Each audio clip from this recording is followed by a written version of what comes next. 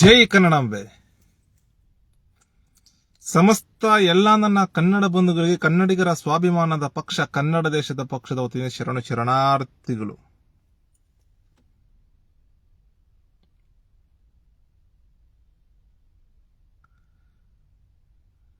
ನಮ್ಮ ಕರ್ನಾಟಕದಲ್ಲಿ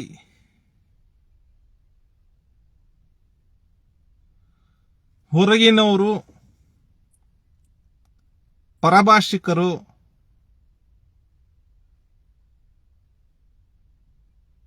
ಅಲ್ಲಿ ಭ್ರಷ್ಟಾಚಾರ ಮಾಡಿ, ಮಿತಿಮೀರಿದ ಭ್ರಷ್ಟಾಚಾರ, ಲೆಕ್ಕಕ್ಕೆ ಇಲ್ಲದ ಭ್ರಷ್ಟಾಚಾರ, ಹುಂಡಿ ಕಳ್ಳತನ, ಹುಂಡಿ ಕಳ್ಳರು,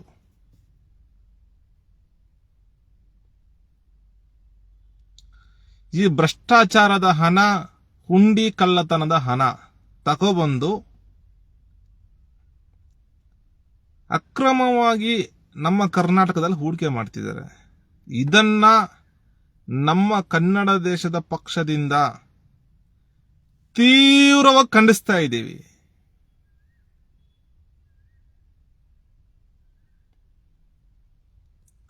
ಯಾರೋ ಒಬ್ಬ ತೆಲುಗು ಭಾಷಿಕ ಭೀಮರೆಡ್ಡಿ ಅನ್ನೋ ವ್ಯಕ್ತಿ ಪರಮ ಭ್ರಷ್ಟಾಚಾರಿ, ನಮ್ಮ ಕರ್ನಾಟಕ ಒಟ್ಟು 300 ಕೋಟಿ ಆಸ್ತಿ ಮಾಡಿದನಂತೆ.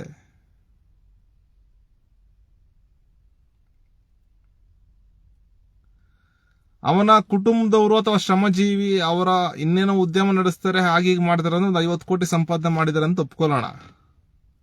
ಆದ್ರೆ 300 ಕೋಟಿ ಆಸ್ತಿ ಮಾಡಿದನಂತೆ.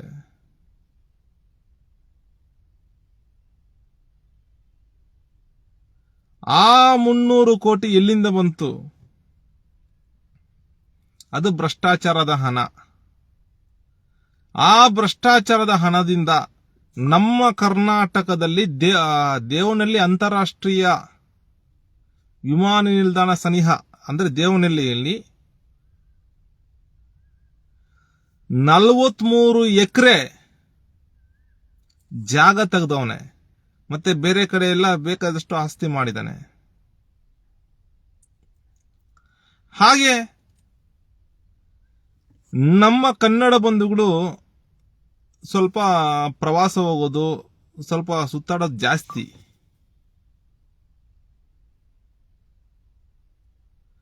ನಮ್ಮ ಕನ್ನಡ ಬಂಧುಗಳು ಪ್ರವಾಸಕ್ಕೆ ಹೋಗುವ ಸಂದರ್ಭದಲ್ಲಿ ಹುಂಡಿ ಹಣ ಆಗಿರ್ತಾರೆ.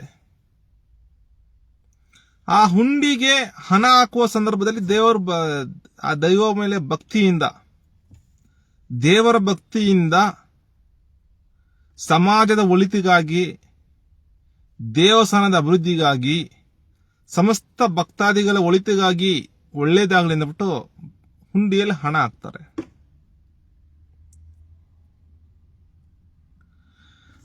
ಆ ಹುಂಡಿ ಹಣ ಕಳ್ತನ ಮಾಡ್ಕೊಬಂದು ಮತ್ತೆ ನಮ್ಮ ಕರ್ನಾಟಕದಲ್ಲಿ ಹೂಡಿಕೆ ಮಾಡ್ತಾರೆ.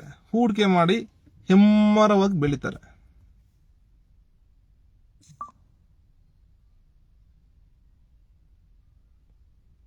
ಇದನ್ನು ಅತ್ಯುಗ್ರವಾಗಿ ಖಂಡನೆ ಮಾಡ್ತಾ ಇದೀವಿ ನಮ್ಮ ಪಕ್ಷದಿಂದ.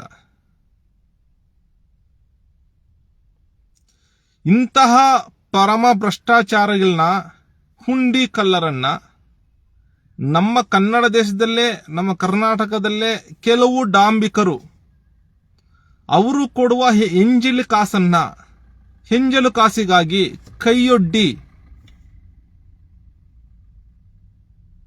ಅವರನ್ನ ಕನ್ನಡಿಗರಂತ ಹೇಳಿ ಗುರುತಿಸುವುದು, ಅವರನ್ನ ಕನ್ನಡ ಸಂಘಟನೆಗಳು ಸೇರಿಸಿಕೊಳ್ಳುವುದು, ಇವರು ನಮ್ಮ ಕನ್ನಡದವರು ಅಂತ ಬಿಟ್ಟು ಅವ್ರು ಕನ್ನಡದ ಪಟ್ಟ ಕೊಡುವಂತದ್ದು,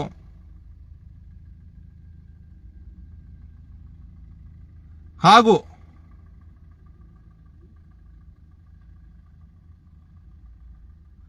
ಕನ್ನಡಿಗರಂತ ಪಟ್ಟ ಕೊಡುವಂಥದ್ದು, ಹಾಗೂ ನಮ್ಮ ಕರ್ನಾಟಕದಲ್ಲಿ ಕೆಲವರು ಸುದ್ದಿ ವಾಹಿನಿಗಳಲ್ಲಿ, ದಿನಪತ್ರಿಕೆಗಳಲ್ಲಿ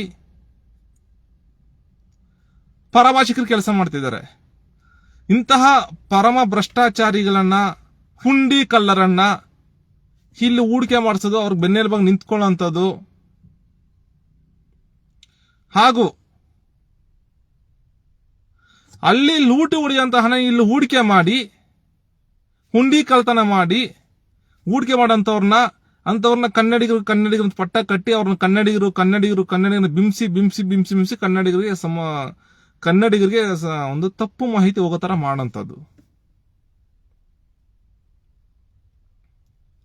ನಾವು ಸಮಸ್ತ ಕನ್ನಡ ಬಂಧುಗಳಲ್ಲಿ ವಿನಂತಿ ಮಾಡ್ಕೊಳ್ತೇವೆ, ದಯವಿಟ್ಟು ಮೂಲ ಕನ್ನಡದವ್ರು ಯಾರು, ಕನ್ನಡಿಗರು ಯಾರು, ಮೊದಲು ಅದ್ರ ಬಗ್ಗೆ ತಿಳುವಳಿಕೆ ಇರಲಿ. ಇಂತಹ ಉಂಡಿ ಕಳ್ತನ ಮಾಡೋರು, ಪರಮ ಭ್ರಷ್ಟಾಚಾರಿಗಳು ಎಷ್ಟೋ ಜನ ಇರ್ತಾರೆ. ಅಂತವ್ರನ್ನೆಲ್ಲ ಎಲ್ಲರೂ ಅಲ್ಲ, ಕೆಲವು ಸುದ್ದಿವಾಹಿನಿಯವರು, ನಕಲಿ ಸುದ್ದಿವಾಹಿನಿಯವರು, ನಕಲಿ ಪತ್ರಕರ್ತರು, ಕೆಲವರು ದಿನಪತ್ರಿಕೆಯವರು ಅಂತವ್ರನ್ನೆಲ್ಲ ಕನ್ನಡದವರು ಅಂತ ಬಿಂಬಿಸ್ತಾರೆ. ಇಲ್ಲಿ ಅಂತಹ ಸುದ್ದಿಗಳನ್ನ ಇದನ್ನ ಯಾವುದೇ ಕಾರಣಕ್ಕೂ ನಂಬಬಾರದು ಅಂತ ಹೇಳ್ಬಿಟ್ಟು ಸಮಸ್ತ ಕನ್ನಡ ಬಂಧುಗಳಲ್ಲಿ ವಿನಂತಿ ಮಾಡ್ಕೊಳ್ತೇವೆ. ಹಾಗೂ ಸರ್ಕಾರ ಕೂಡಲೇ ಇಂತಹ ಸರ್ಕಾರ ಎಚ್ಚೆತ್ತುಕೊಂಡು ಭೂ ಸುಧಾರಣೆ ಕಾಯ್ದೆ ಜಾರಿಗೆ ತಂದು ಹೊರಗಿನವರು, ಪರಭಾಷಿಕರು ಯಾವುದೇ ಕಾರಣಕ್ಕೂ ಇಲ್ಲಿ ಜಮೀನು ಆಸ್ತಿ ತೆಗೆಯೋದಕ್ಕೆ ಅವಕಾಶ ಕೊಡಬಾರದು. ಆ ರೀತಿ ಕಠಿಣ ಕಾನೂನು ಶಾಸನ ಜಾರಿಗೆ ತರಬೇಕಂತ ಹೇಳ್ಬಿಟ್ಟು ಸಮಸ್ತ ಕನ್ನಡ ಬಂಧುಗಳ ಪರವಾಗಿ ಮಾನ್ಯ ಮುಖ್ಯಮಂತ್ರಿ ಶಿವಕುಮಾರ್ ಅವರಲ್ಲಿ ಒತ್ತಾಯ ಮಾಡ್ತಾ ಇದ್ದೀವಿ. ನಮ್ಮ ಕನ್ನಡ ದೇಶ, ಕನ್ನಡ ಧರ್ಮ, ಕನ್ನಡ ಬಂಧುಗಳು ಉಳಿಬೇಕಂದ್ರೆ ಪರಮ ಭ್ರಷ್ಟಾಚಾರಿಗಳನ್ನ, ಉಂಡಿ ಕಳ್ಳರನ್ನ ಇಲ್ಲಿಂದ ನಿರ್ಮೂಲನೆ ಮಾಡ್ಬೇಕಷ್ಟೇ.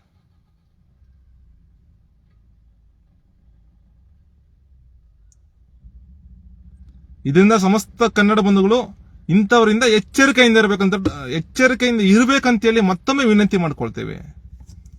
ಜೈ ಕನ್ನಡಾಂಬೆ, ಜೈ ಕನ್ನಡ ಧರ್ಮ, ಜೈ ಕನ್ನಡ ದೇಶ. ಶರಣಾರ್ಥಿಗಳು.